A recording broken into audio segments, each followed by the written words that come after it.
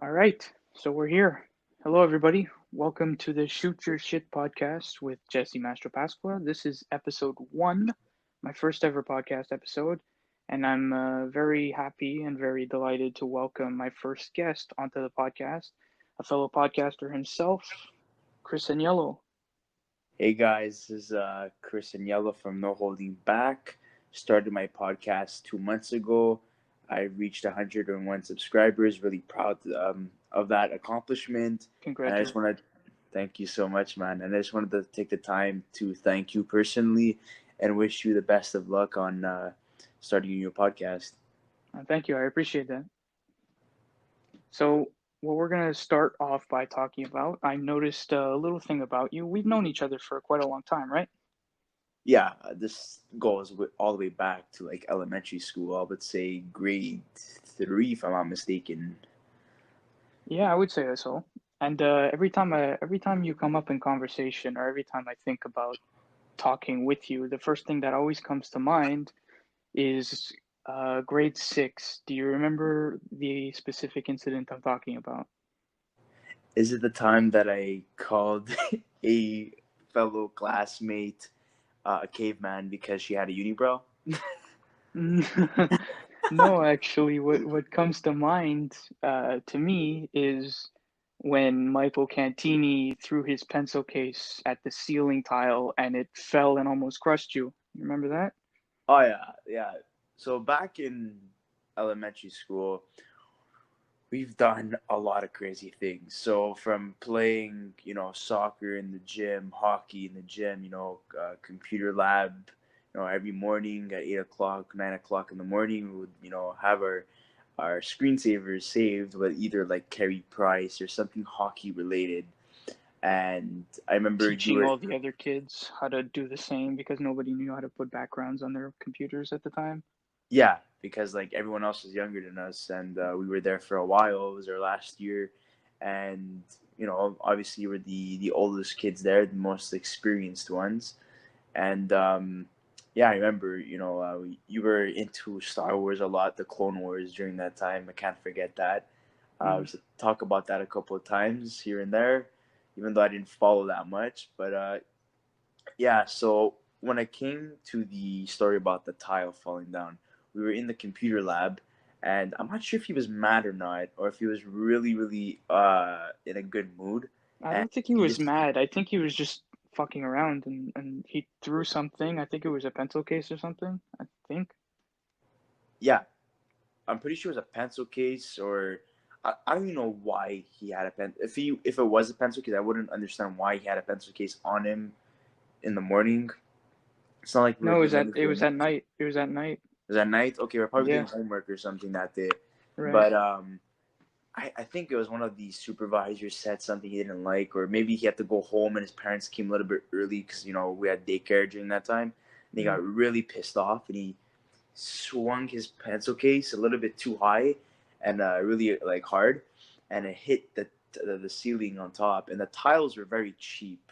They're very old. They weren't really renovated during that time, so the whole thing came crumbling down, and it just planted right in front of me. And I remember the dust flying in my face, and the tile broke like in two or three pieces. And we look at each other and we just start laughing. I wasn't Yeah. even mad about it. I was just like, "What the fuck?" I remember Miss Vicky, our teacher at the time, was yelling at us for dropping it. That was really funny. Well, what happened was I don't think she was in the room. I think she heard it and she came all the way in a hurry, and she was like, "What the fuck is going on here, man? Like, are you kidding me? Like, why would you like do that? You're destroying property that's not even like public property because it's a school. Obviously, we don't own anything. But you Right. know, And from what I remember, I think we were on our way out of the room, like they were pulling us out of the computer lab. And so she was already out of the room. I think we were the only three left inside. And then that happened, and she came running in. She just yelled at everybody, yeah, at all three of us. there's a lot of times it was like us three being the last people to leave daycare. I think daycare during that time, I think past 6, like you have to get picked up because like I think at 6:30 like everyone else has to go back home. Daycare teachers have to go home to their families and obviously eat because they have to get ready for the next morning. Right. Some of them were lunch teachers as well, so they rotated jobs. Um, so some of them would stay like the full day basically. So you're a daycare teacher in the morning, in the afternoon you're a lunch lady, and then at night you're back to being a daycare teacher.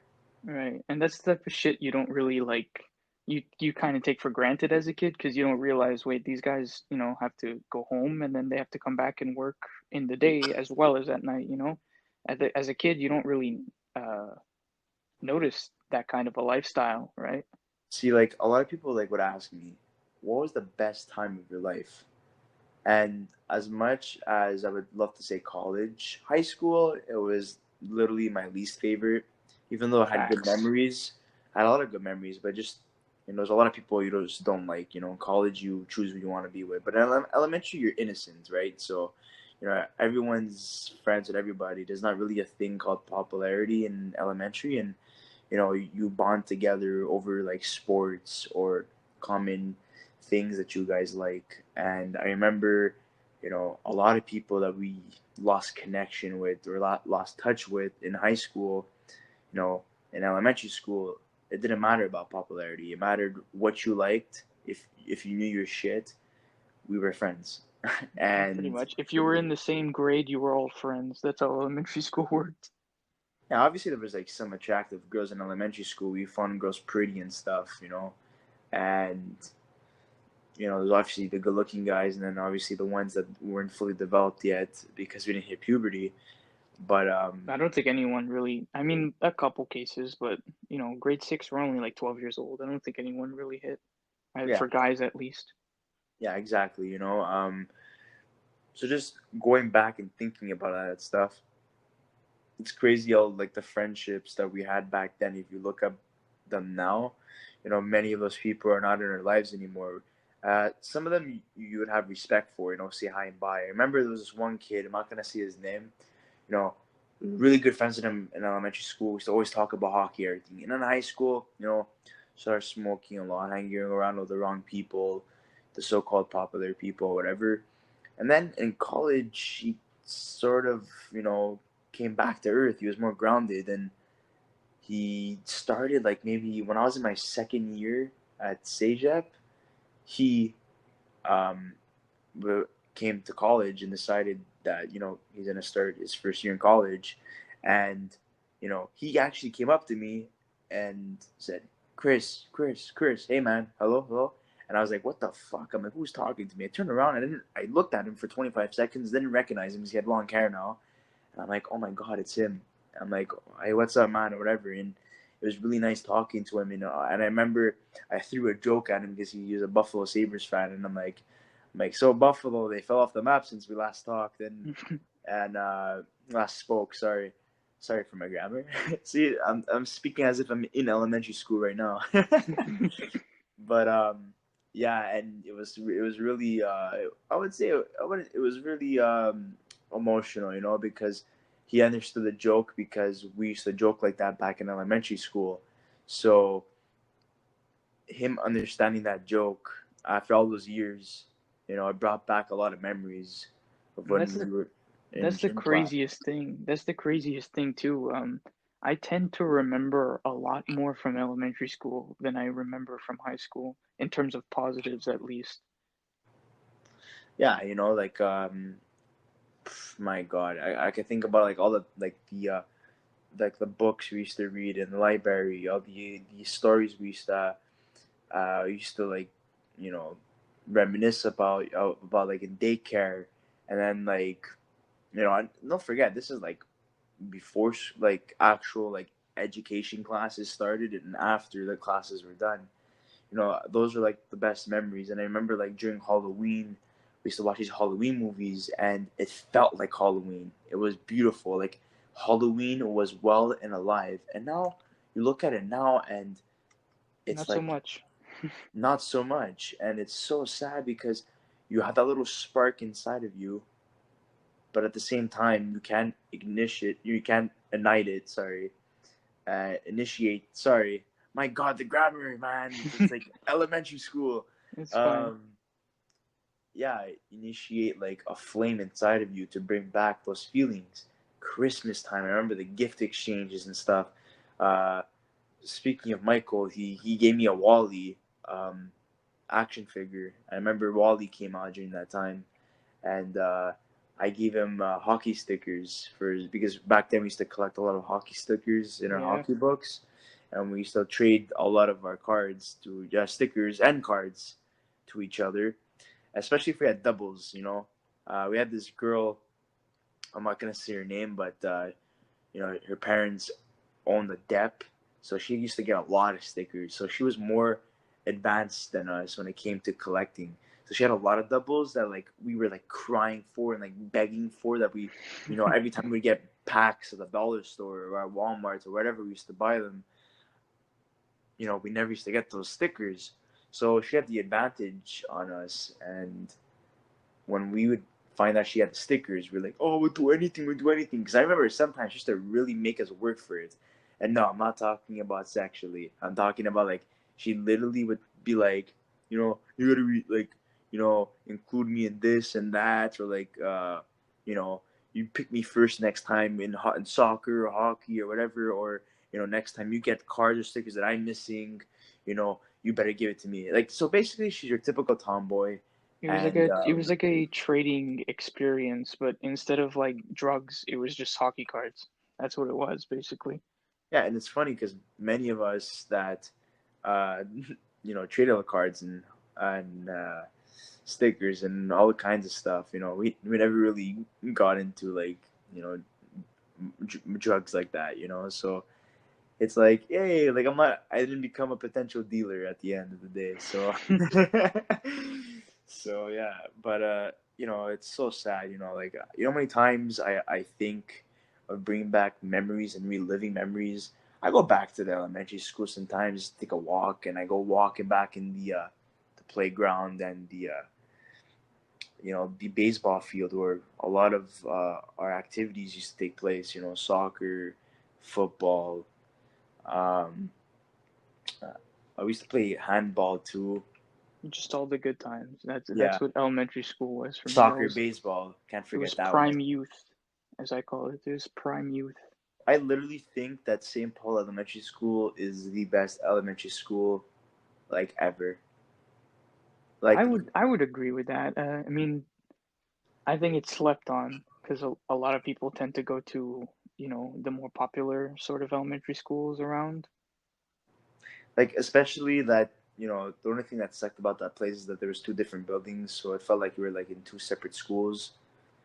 But it was amazing, man. The book fairs. Oh my god! Don't even get me started on the book fairs. The You know book how much fairs were money I amazing. would spend on book fairs? Oh my I used God. to always go after the hockey books or the comic books all the time because I was, even now, like I love visuals. I love reading. Don't get me wrong. I love actual novels, but graphic novels in general.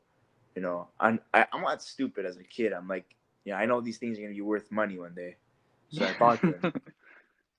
You know, Yeah, um, you pick what you're interested in. I remember one specific year, uh they were doing a like a popcorn thing where a bunch of people would gather in the gymnasium and sell popcorn for like 25 cents or whatever. Do you remember that? yeah, I used to get those like bags. I used to buy like four of them for like I a rem buck. I remember one year I participated where my mother and I we made a bunch of popcorn and we bagged them all, and then I remember I made quite a bit of money for selling 25 cents a thing. I made like around like $4 or $5 just off of that alone for a very short period of time. And I remember that $4 or $5 eventually piled up throughout the year, and I went to go spend like over 20 bucks on that Scholastic, the book fair stuff. And at the time, books were really cheap, so I bought like a bunch of really good books. I bought like half of my Diary of a Wimpy Kid books there. I bought a couple comic books there, stuff like that. Some It's Lamborghini posters. Yeah, I remember the Lamborghini posters. I still have a hockey poster from 2012. So We were in grade 6 in 2012 with Stamkos, Ovechkin, Brad Richards when he used to play for the New York Rangers. I forgot the other guy. He retired now. Oh man, he has so many injuries. I forgot his name. Anyways, regardless, I still have that poster to this day, and the only thing that has happened to that over time is that there's a little rip in the corner, but I still have it, and Still in good condition. yeah, it's in pretty good condition to be honest. I remember buying it and coming back home, and all I wanted to do was hang it on my wall or get a frame for it. My parents were like, "No, no, no, we don't we don't think it's a good idea you hang stuff on your walls and stuff." And now you look at the present time, and I literally have an autograph. Well, I would say it's like a collector's item type of thing. Piqué Subban, the year he won the Norris, signed by him in the middle, like smack in the middle of my wall on the right side of my room.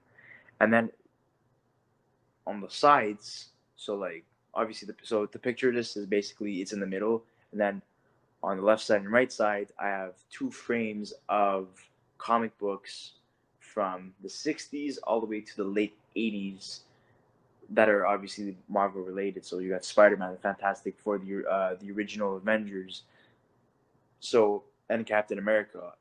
So that's what I like collecting. So looking back at that, I'm like, oh my god! I remember my parents forbid me to ever put anything on my walls, and now I have all that stuff. And then you look on the left side of my room, and you have like the 2019 Joker movie with Joaquin Phoenix, the poster hung up on my room, obviously in a picture frame.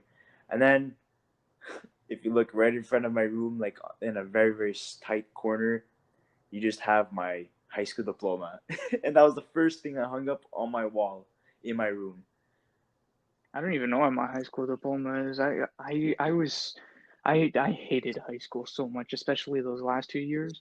So like my high school diploma is somewhere out of reach for me. It's probably like with my parents.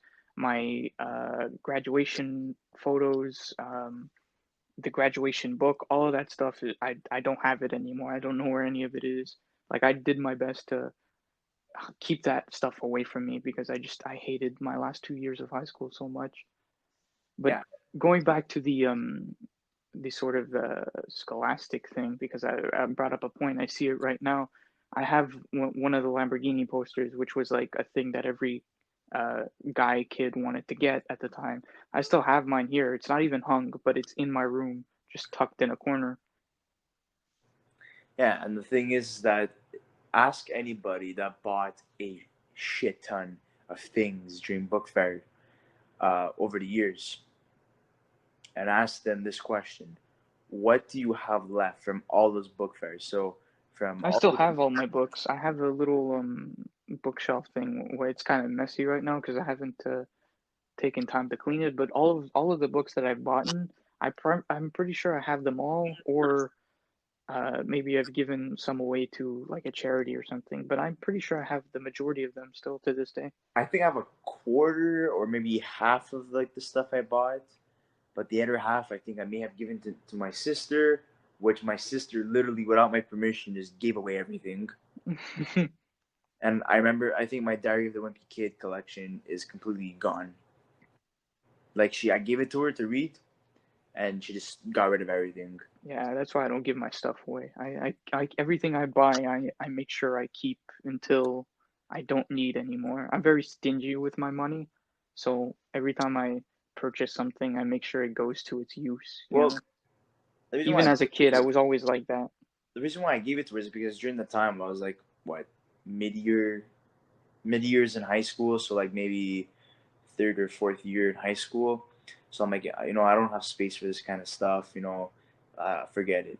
This is before I decided collecting like classic comic books and stuff and like specific issues. Even though I had bought comic books in the past, but I just said all comic books. I like Deadpool or whatever. Let me just buy one. Without really knowing its true value. Yeah, whatever was available. Yeah. So and then I had so from that time I think I only had a Deadpool comic, a Spider-Man comic, and a Fantastic Four comic featuring Spider-Man. And then the rest of my books were Diary of the Wimpy Kid, the whole Bone collection that I got for Christmas when I was in uh, grade 5 or 6, which was a popular graphic novel series during that time. Um, I'm trying to think what else I had. I had Archie books. Oh yeah, that was the thing. I remember I had a period where my parents tried to get me to learn French more, and the way they did that was they would force me to buy a French book every time there was an event where like a book sale or whatever. I'd always have to buy one French book, and that's how I learned how to, that's how I learned where my French came from. Yeah, and speaking about French, actually, a little fun fact about me is that my parents tried pushing me to watch French TV shows and reading French books. And I'm like, yeah, don't worry, I'm gonna watch a French TV show. I literally would wait every time the Montreal Canadiens would play and put RDS, and that's how I learned how to speak French. Yeah. That was It's crazy like, how like a lot of the important things that we're supposed to be learning in school, we don't learn in school. You know, I learned the majority of my French from work and from reading.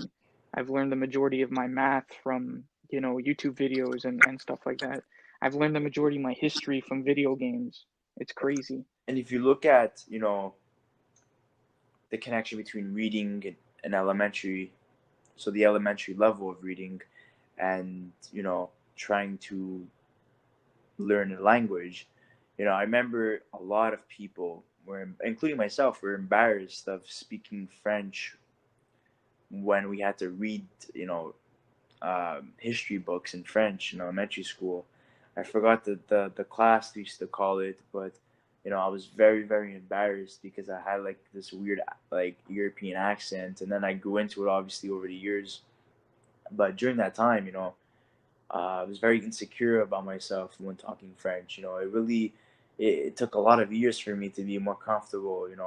High school, I had a lot of good French teachers that pushed me to be more open and not be afraid. Must be And nice. yeah, and then Must be nice. I didn't have any French teachers push me. I didn't learn French. I mean, I knew how to speak it, but I didn't know how to speak French correctly until I started work a couple years ago. yeah, and then the big booster, like the big booster that like literally propelled me for officially being bilingual, like so evenly good in English and French, for example, was work. Work really pushed me and forced me to speak the language, because if I didn't speak the language, I was screwed and I wouldn't be able to make money. So I'm like, Chris, if you don't learn this language as well as you know English, guess what? No money for you, and that means you can't buy whatever the fuck you want. So Yeah, I'm like, you know what? Let's do this French thing. And here I am today, 3 years later, after my first job. And yeah, man, I'm more than happy to say that I'm bilingual. I love the French language. I think it's very fascinating and interesting. A lot of people may hate it, but as they say, the more languages you know how to speak, the more intelligent you are. And right. even though it was forced upon us as if like we were being assimilated, you know what? Fine, I'm gonna learn both languages because I want to learn both languages because it's gonna make me smarter, and I could talk to different cultures that speak the French language. So That's a then, huge thing too. I noticed that when I started work, um, I had no intention or no interest in learning the French language. But I think it's something about that work environment, especially when you're working with people your age. I had a colleague named Nick who we called Dragon. Shout out Dragon if you're watching this. Uh, he was the guy who tend to push me to learn more about French, and not necessarily even just learning. It was more like a mutual experience. I would teach him English because he's primarily francophone, and he would teach me French, excuse me. So I think it's a huge part of it is just not being in the classroom because then it doesn't feel like a chore. It doesn't feel like a mandatory thing. It feels like, I guess, fun in a way, you know? Yeah, and I'm just really grateful that I got to this place in my life where I'm able to speak both languages, even though I make mistakes sometimes. It's only normal, especially Right. if you're speaking English all the time. I just I would just love for Quebec to be bilingual, and I mean, people say we are bilingual, but trust me, we live in Quebec, and it's not as bilingual as they try to make it seem. Like it's very, very French, and there's no problem with that. But it just really embarrassing for us that a lot of people say, "Oh, yeah, you guys both respect the English and French culture and the immigrants that come," and I just want to take the time to say that's not the case. Yeah, There's a there's lot a of very clear divide, there's a I'd say. clear divide that separates us from separates and diminishes the chances of us being friends. you know Right. and if you really look at it, English people tend to be more friends with the immigrants, like the people coming from the Middle East, Asia, or Europe, or South America, and then the French literally tend to stay within the French community. They don't really want to make friends with everybody else. And I'm not talking about the whole French culture. I'm just talking about the majority of French culture in Quebec. But there is a good portion of people that are very open to everybody else, different cultures, different languages, and they don't mind being friends with you no matter what. But we Yeah, have personally, I think school is kind of gotten to a point where education in general has kind of gotten to a point where it's very clear that you can either make friends with someone for a year or you can make friends with someone for the rest of your life. And I think it's important that if you do make friends for the rest of your life and you meet them in school or at work or whatever, uh, chances are there is going to be that sort of range of different ethnicities and different, francophones and English people all over the place. And I think that's the best way to um, learn to be bilingual, but also to expand that that what do you call it? I guess that divide between uh, English people primarily being French with friends with English people and French people being friends with French people. I I just think find it's a little bit embarrassing and degrading to think about that when the rest of Canada, sorry, considers Quebec as the least favorable or likable province because Canada, like the government makes a decision, the rest of the provinces agree, and then you always have Quebec being a ball buster and the rebel, sorry, and always saying, "Nah, we don't like it. It right. doesn't accommodate to us. We don't like it." Yeah, there's a divide, and I think that needs to be fixed. Definitely needs to. I'm not sure exactly what. They've tried many times. It's just that I mean, maybe sometimes they try lowballing our province, and sometimes we're just being too stingy. Right. There's fault on both sides. It's never always um one side that's in the right. Um, but moving on from this topic, I do want to get into one thing.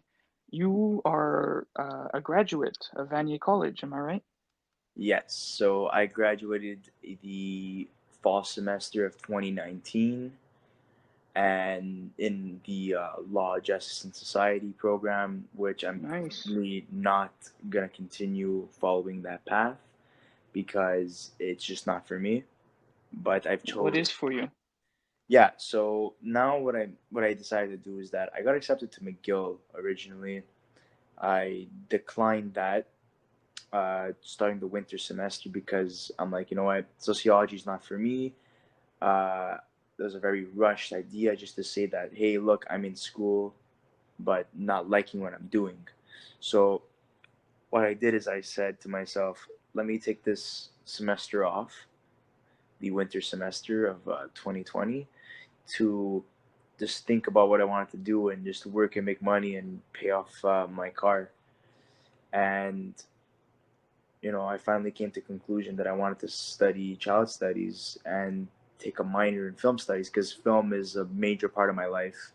And without it, I wouldn't be in the person I am today and have a very wide and um, accepting perspective of a lot of things.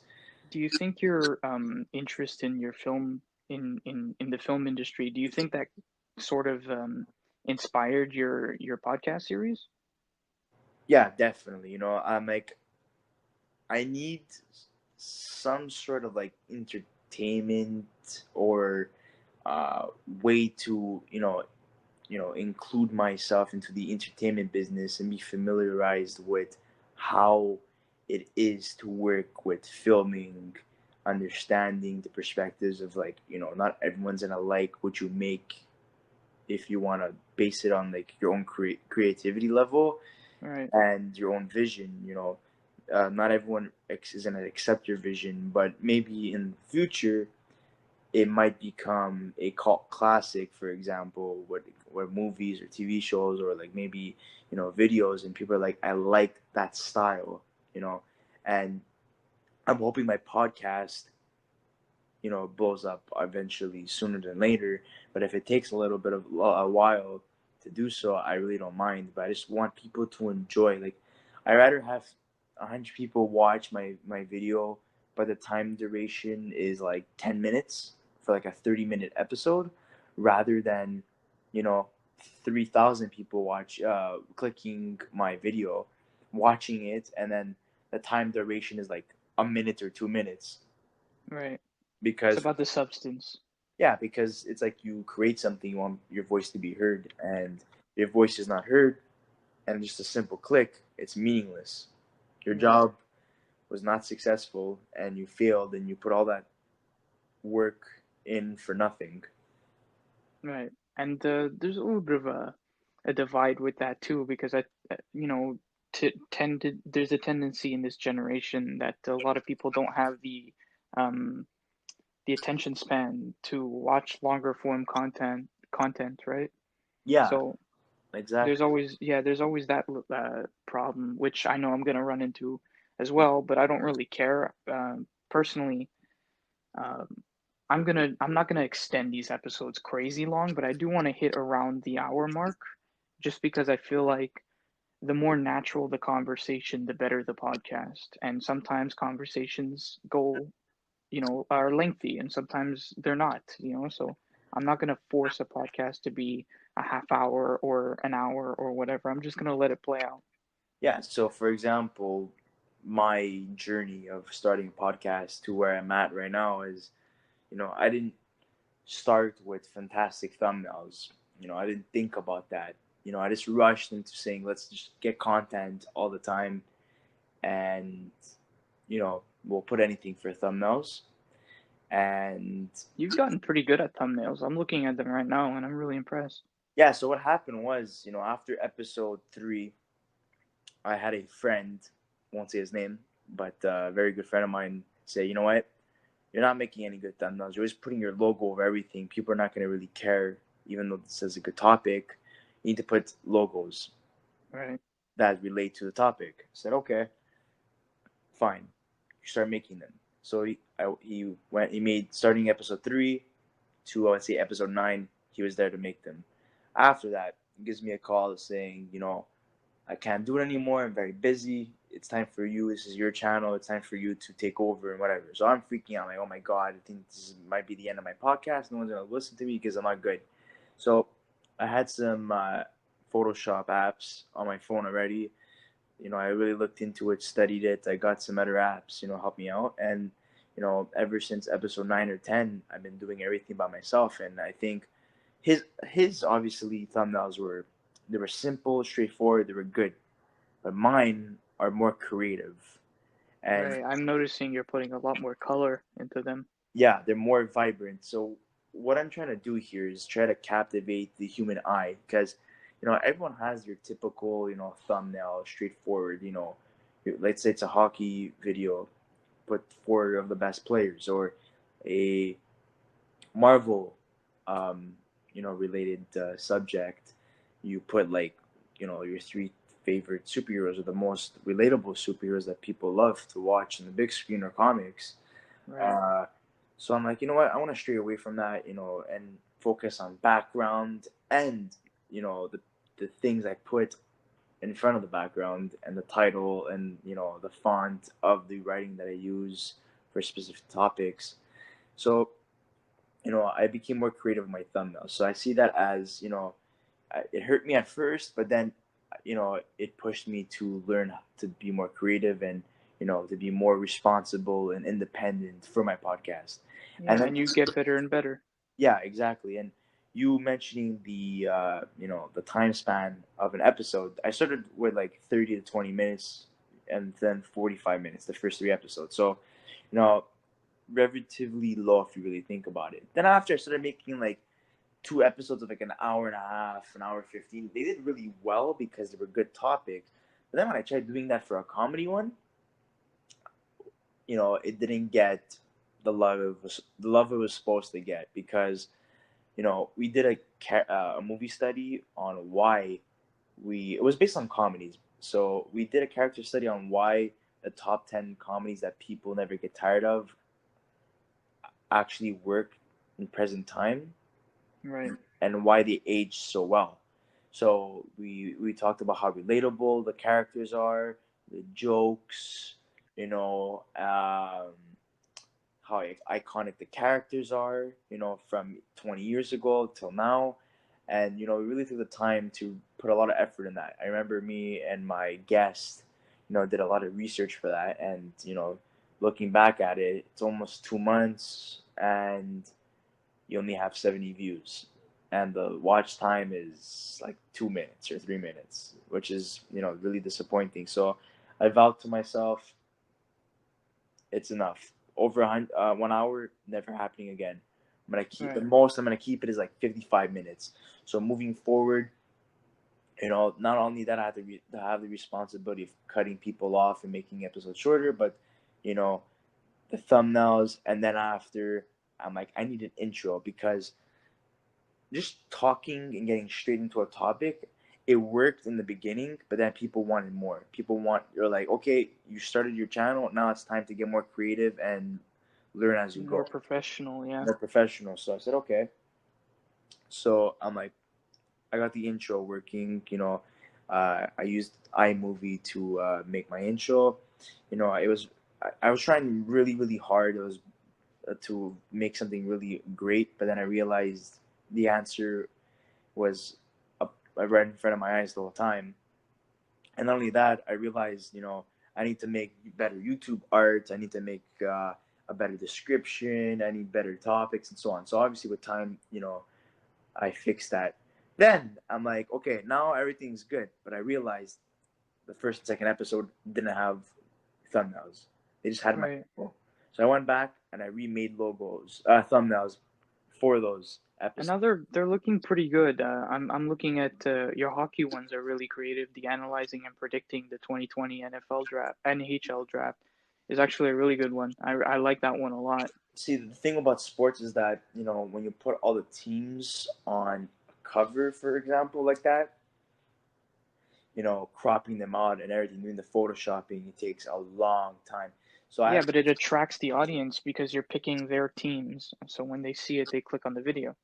yeah, exactly. So that's why I did it. All the teams that are participating, are on that picture, for example, on that thumbnail. But the reason why I really tired of doing sports, you know, when it came to like analyzing teams and the whole league itself, is because I can't always do that.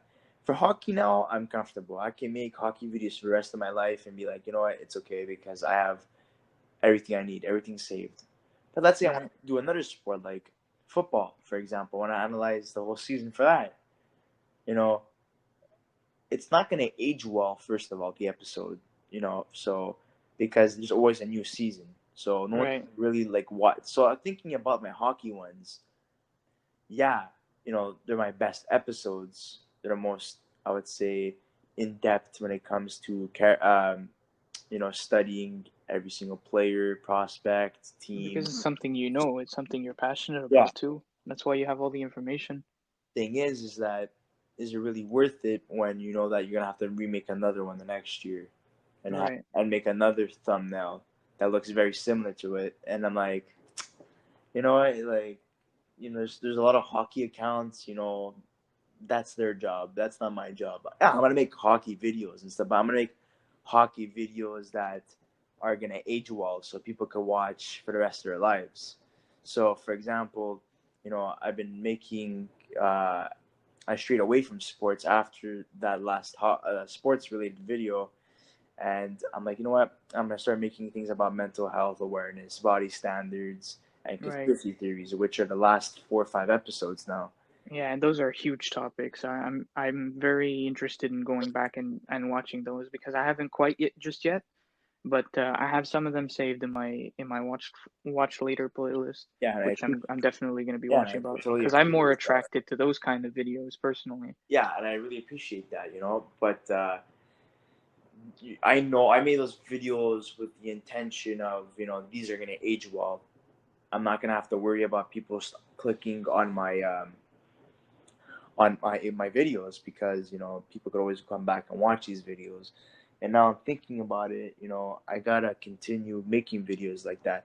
And for example, like my I next, say you continue making whatever you want to make, yeah, whatever exactly. feels natural, whatever feels right. I think if your heart's in the right place, the video will come out better. You know what I mean? Yeah, exactly. And even that's a big factor too. So, for example, something that I think is going to age well in the next like 5 years, starting to like today, for example, is my next episode is predicting and ranking the like the Canadian NHL teams. So what I'm doing there is that um, I'm not only ranking and predicting, the way the team is moving forward from today, but like what they have in store based on the future. So their prospects and what they can do, and like their range. So that is going to interest people not only from now, but in the next 2 to, I would say, 5 years max. Right. Because many of those players are like in their 20s now, so you know by that time they're going to be in their early 30s, so you never know if they're going to be traded or retire, or even you know uh, just quit hockey, because you never know what happens with that kind of stuff depending on their situation. Injuries get to them sometimes, so they have to take a break, or two, or whatever. So like they're on the team, but their contracts, I mean, they're not on the team, but their contracts are still there, and it's very heavy for a team to maintain a contract like that. So I think that's a video that's going to age well. But you know, like I was saying before, like these topics are going to age well, and they're more important and meaningful. Like you said, like the bigger topics, and it shows because the time duration is like 5 to 6 minutes now, for 30-minute episodes. And I also cut, and now I went back to the original formula, which is make it short and sweet and to the point. Right. So keep it in the 30 range, so people are attentive. It's not, if it's a hockey video, for example, or a sports video, yeah, you go a little bit above, 40, 50 minutes. But anything else, people are not just going to sit there and listen. You Yeah, got you to have to keep it get your short and point sweet. across, and that's what Yeah. people tend to want. But I think I don't know. I think a lot of these videos of branching out, talking about different topics, I think those are the videos that interest me the most personally, and it's something I'm gonna strive to do for my own channel. I think my next video, assuming my guest is ready, I'm gonna work around his schedule to try and get it up. Is going to be talking about sort of the life of teens in high school and how it differs, and topics like that. I can jump from movies to whatever I feel like talking about, whatever we feel like talking about, as long as it's natural, um, and as long as there's a point behind it, and as long as there's a message behind it, and as long as it's engaging. I think that's the most important part, regardless of Yeah. what people may like or not. Obviously, it's good to pander to audiences every once in a while, but it's also, that point where you have to remember, I'm making these videos based on what I want, right? Yeah, and a lot of people always tell me that because sometimes I get discouraged on what I see, and I feel like it's not good enough. And people always tell me, "Don't forget why you started this in the first place." And then Right. all I'm huge these, on that. yeah, and then all these ideas come back into place, and I'm like, yeah, I'm gonna do this and that and whatever. But the thing is that I, at the same time of making something the best possible, I know I'm at a point right now where a lot of people are watching me, but I know a lot of people that are watching me are taking the time to actually listen. So, Right. And like, that's important. I think the important part is you're doing what you like, and people are interested in learning more, It's not necessarily like shooting out a video on something you're not interested about. I think it's much more interesting, it's much more engaging yeah. if So, it's something you're interested in. so what I'm gonna do moving forward is, do topics that are not too complicated, that are, understandable and simple, and that won't take that much time, so I could focus on the quality as much as the quantity Right. my episodes. And the reason why I started this whole thing was, it was never about me.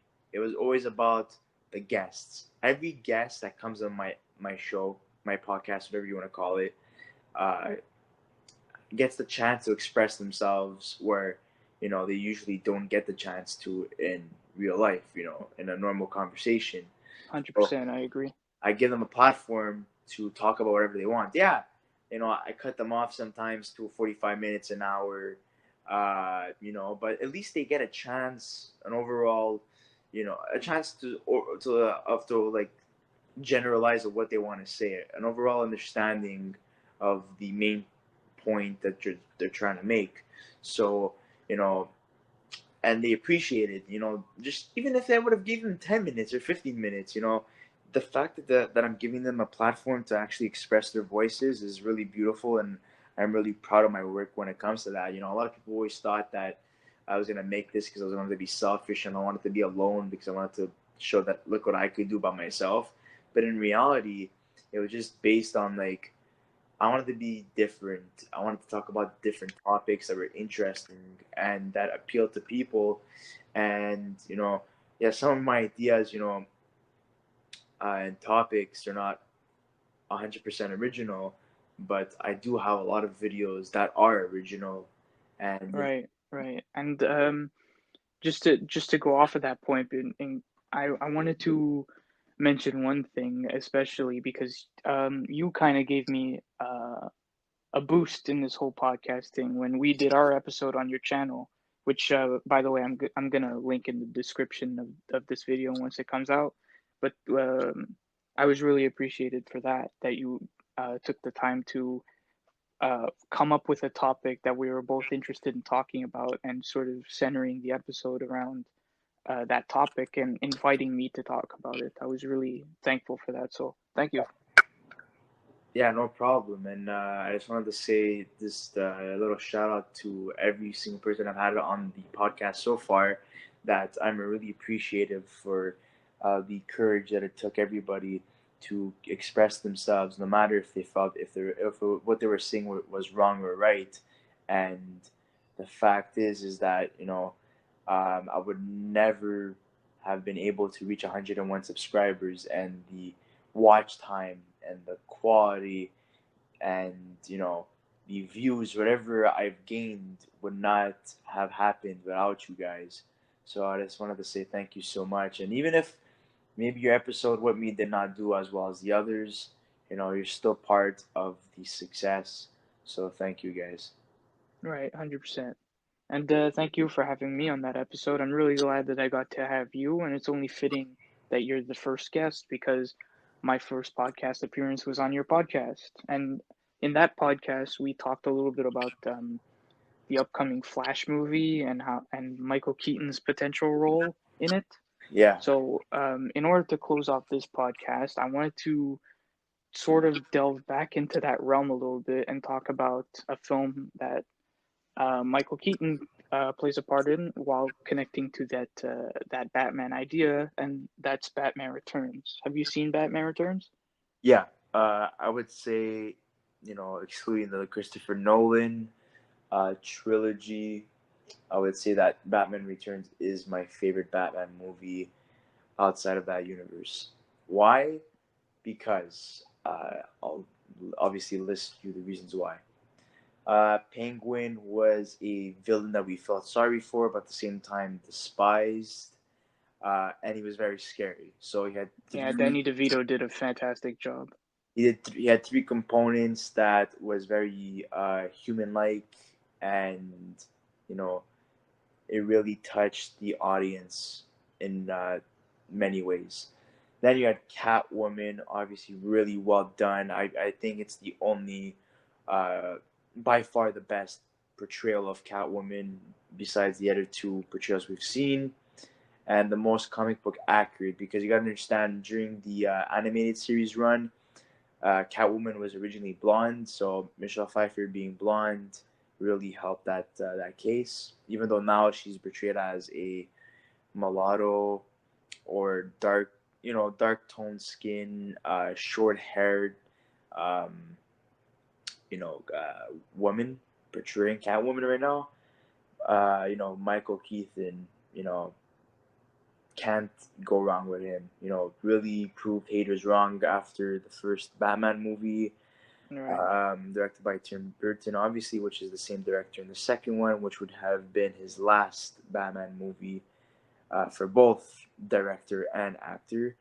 Why this movie is the best during the classic, franchise run, whatever you want to consider it, the Tim Burton slash Schumacher, franchise.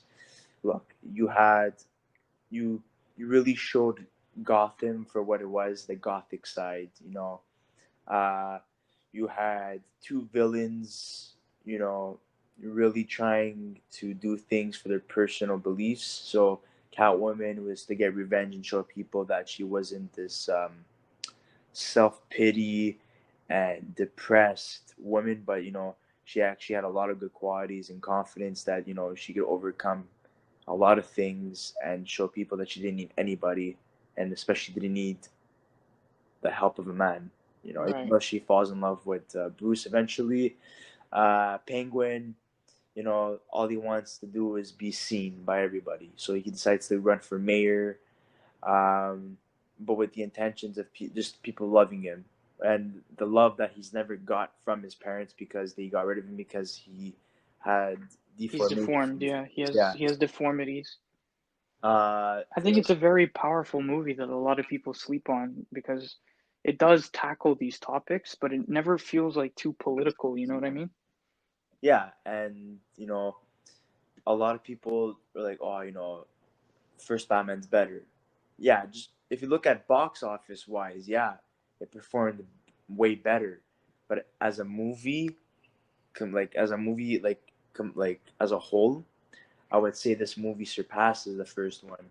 Uh, 100%. I agree, especially in terms of the storytelling. I feel um, like you mentioned before, aside from the Christopher Nolan films, this is by far the strongest uh, Batman story, and I think a lot of that credit should go to the fact that it's not really a Batman movie. You know, when you watch it, it's very clearly like Batman's almost not even a character in the movie. He's in the movie, but the primary focus is on the divide between what people think of the Penguin, what people think of Catwoman, what they think of each other.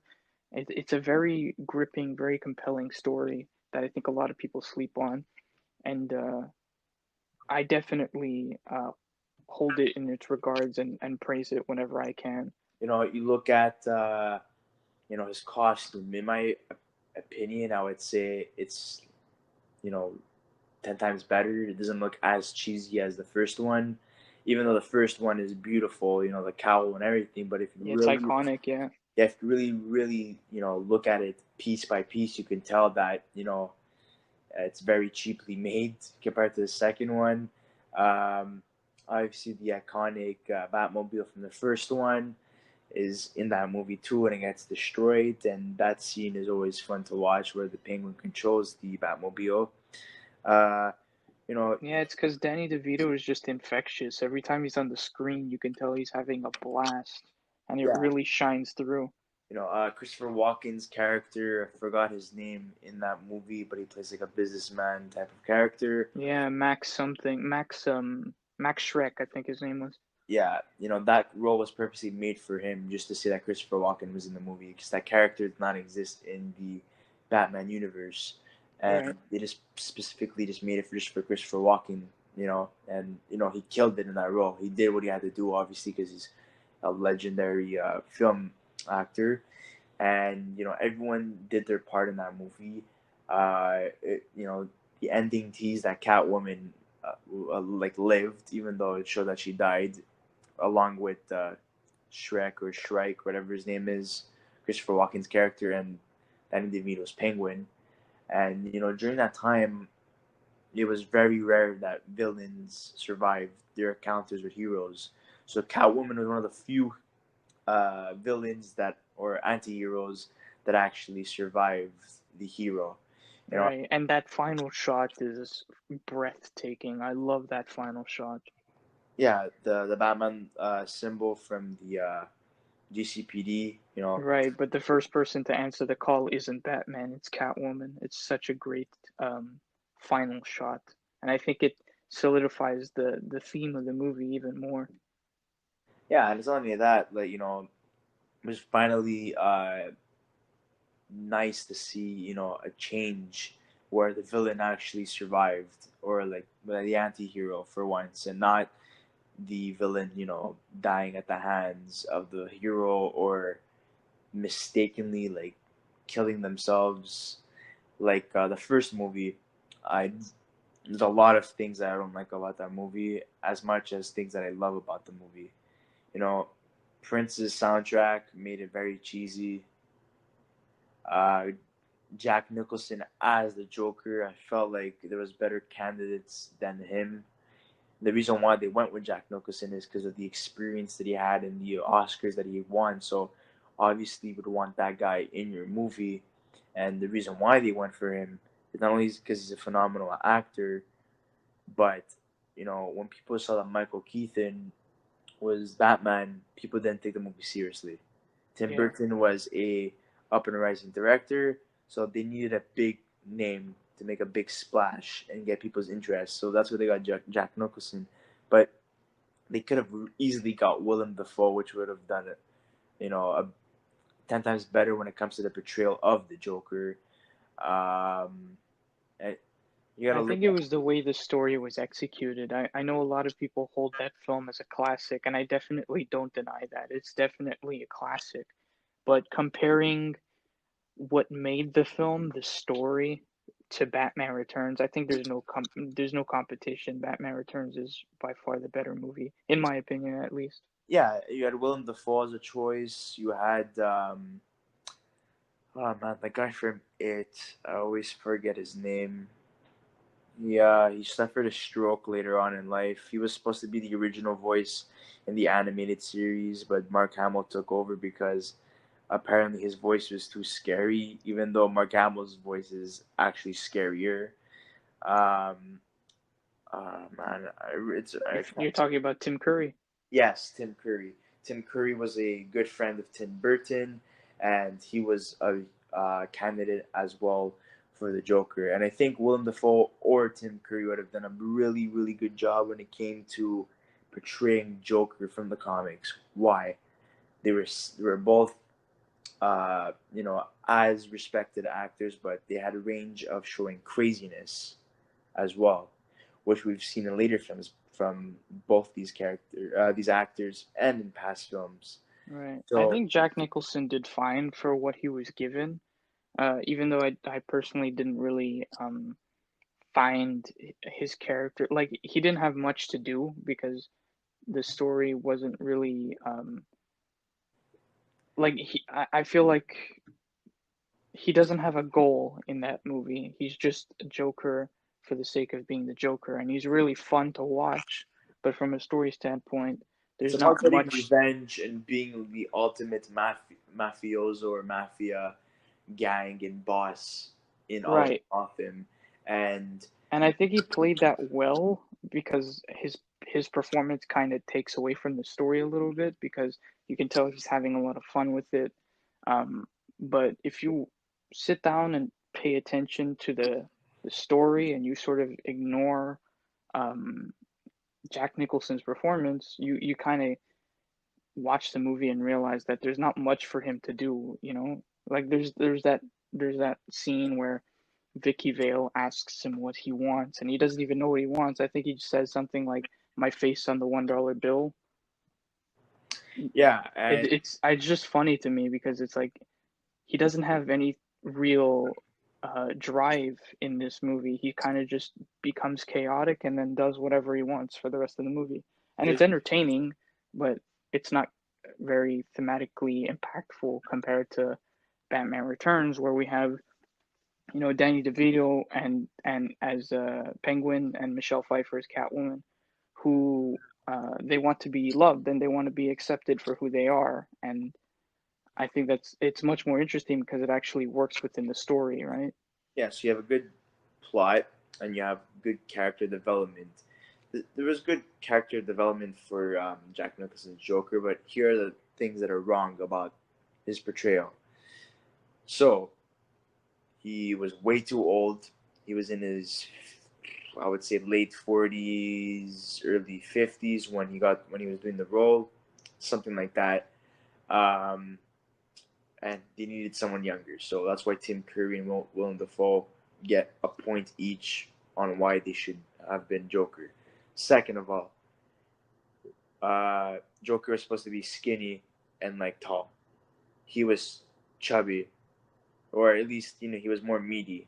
He didn't fit that you know stereotypical Joker looking character.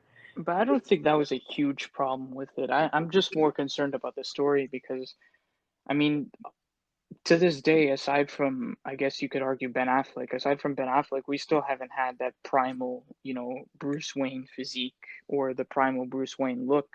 So, uh, I mean, I get where you're coming from a design standpoint. He looks like Joker, but he doesn't really He's more of in a the mafia boss, and yeah, that's he's like a Joker spin-off, and I understand that. But for me personally, that's not where the problem lies. It's more in line with um, the fact that he just has nothing to do in the movie, so he just does whatever he wants. it's not only that, but like I would say he has probably the best costume design out of all the Jokers, the most accurate one. I love that costume design, checkered pants, purple blazer, and the hat as well. I think that's freaking amazing. It's probably the best comic book design for all villains. I would say the most accurate one. Um, After that, too many mafia aspects, and he just laughs just to laugh sometimes, and he has a lot of good one-liners, and he has a lot of scenes that are amazing, like where typical Joker taking over the TV broadcast, or um, Yeah, he just chews up the scenery and he has fun with it, and you can really tell when you watch that movie. yeah, and then being unpredictable and just like okay, I'm not gonna kill you, and then like bam, like he does the opposite. Those elements were fantastic, but overall, you know, they could have done the character more justice, and it's not really his fault because Tim Burton didn't really study Batman's comic book. Right, he just made the movie Just his made the own movie. thing. He made the movie his own thing, and a lot of people, you know, said when they looked at his sketches and stuff of like how Batman and Joker were gonna look, and people stepped in and said, "If you want this movie to be a success, you gotta stick a little bit more to the comic book material and source material, because what you're doing right now is way too wacky, and you're making like an Edward Scissorhands Part Two, and you're not focusing on like what a Batman movie is truly about and how they look, how they the characters look like, and how the city looks like. You're focusing too much about how you think it looks like.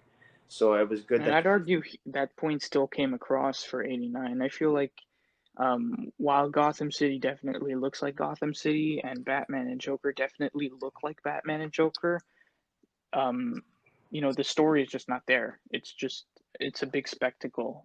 And I think that um, I'm not necessarily saying it was perfected in Batman Returns, but it definitely got better. You know what I mean? yeah. And the one little thing I want to point out uh, is this the Commissioner Gordon in that whole like Schumacher and Burton franchise is literally the worst portrayal I've ever seen him. Well, because he doesn't do anything. That's He why. doesn't do anything. He's just there for being there. He's an overweight commissioner. Uh, Yeah, this it's like a stereotype sort of role. And I think he only has like two scenes in every movie, anyways. Jim Gordon is so much more than that, and he's just there just for the sake of being there, just to say he's Jim Gordon, and he's so wasted, and they just chose anybody just to be him. He's just your typical donut eating cop, and it reminds me of the cop in The Simpsons, and he has little weird quirky lines and stuff that he comes once in a while in the Simpsons show, and that's what he reminds me of in the Batman in that Batman franchise. So there's a Yeah. lot of things that were done wrong. But it's Tim Burton's own thing. It's in the past now. We can't really change that anymore. Um, but I think for what it was, it's definitely still iconic. It's definitely still watchable. It's definitely still fun, even though it's not traditionally, what people have wanted, right? Yeah, 100%. Like you look back and there's so many good elements that people want to incorporate in today's trilogies. Right. I still think to this day we still haven't gotten a Gotham City quite as vibrant and as lifelike as Tim Burton's. I think he did very well with scope and with immersing you in that city that it still to this day hasn't been topped. Yeah, and that's gonna all change when Matt Reeves releases his first Batman movie. You know, I hope so, yes. he's gonna be the most accurate when it comes to focusing on the Batman universe and the characters that come with it. And obviously the setting that comes with it. Um, it's so unfortunate that there's been like what close to like 10 Batman movies, or at least where Batman stars in you know a comic book movie, where they still haven't got Gotham right yet. They still haven't got you know Robin right. They haven't got I would say Jim Gordon. And Nolan verse was done perfectly. Batman was done perfectly. Bruce Wayne was done perfectly. Catwoman in that universe wasn't. Bane was, you didn't have the Venom, but you know, he still did what he had to do. The Joker was fantastic. Ra's al Ghul was fantastic. Scarecrow. Uh, there had to be more like scenes of illusion and where people are just like creaming their pants because of how like delusional and scary it is. They had Right, like a true like horror vibe. I think that's what I kind of agree on that point. I wish Batman Begins utilized him a little more, but at the same time, it wasn't necessarily a Scarecrow story, so I kind of forgave it in that aspect. But if there's one thing that I hope Matt Reeves tackles is it's definitely Scarecrow. I really hope we get some real like nightmare fuel Scarecrow moments. yeah, you need nightmare scenes, and I'm gonna list the five villains that I think that need proper justice and that will get justice in this franchise. First, Mr. Freeze. Ever since Arnold Schwarzenegger, sorry, portrayed Mr. Freeze, not a bad actor at all. Did his best, but very cheesy. The costume was beautiful, and the way he looked was beautiful, but the story arc and everything was just lame and cheesy. There was no like depressing aspect of it. Even though they tried to incorporate his wife into it and trying to make things sad about the story arc of Mr. Freeze. It just there was too many campy scenes to actually take the time and feel sorry for him. So they Yeah. need to do his character right. Second, Scarecrow, like you said, They need to find a way to utilize Scarecrow more. it's not just some guy in a suit and you put like a I don't want to mean suit like a business suit and then you just put a weird looking scarecrow mask. You need the full freaking scarecrow costume, and the nightmare scenes that come with it, and the illusions, and how it affects Bruce's mind. The true feeling of fear. Yeah. Now the third character, villain would have to be the Court of Owls. The Court of Owls, you know, considering the fact that he wants the Bat family to be in his movies and make spin-offs, is you need the Court of Owls. The Court of Owls is the most, I would say, evenly matched when it comes to facing the Bat family because there's just so many members that the Bat family is gonna have trouble to take on every single one individually. So they all need to team up together to shut Yeah. down the Court of Owls. And the Court of Owls, has been working and pulling strings from behind the scenes. So that's going to be really, crazy how, Matt Reeves will be able to pull that off leading up to when they actually show up. They could show like, little, like the way Thanos was like, Yeah, teased. the Court of Owls could be the big finale of the Matt Reeves arc. I Yeah. can definitely see that. Yeah, and then I would say for the last two villains, I would say the Mad Hatter. The Mad Hatter needs to be in a Batman movie. It's long overdue. He's not gonna be a major character. He's gonna be a minor character, but at least have like those Alice in Wonderland, illusions. Something close to what the Scarecrow needs to do in those movies. Have you seen Gotham? Yeah, I think the Mad Hatter in Gotham was my favorite part of the entire show. I would say that. You know, it wasn't just the Mad Hatter, but it was many villains. Scarecrow's costumes were on point, and I think they should, take some notes on that when making a movie featuring Scarecrow. And Joker's, story arc. There was two Jokers, so um, you got two different types of Jokers based on different types of comics on Joker. So that was neat to see. So going back to like the last villain I would love to see portrayed and properly done is Hush.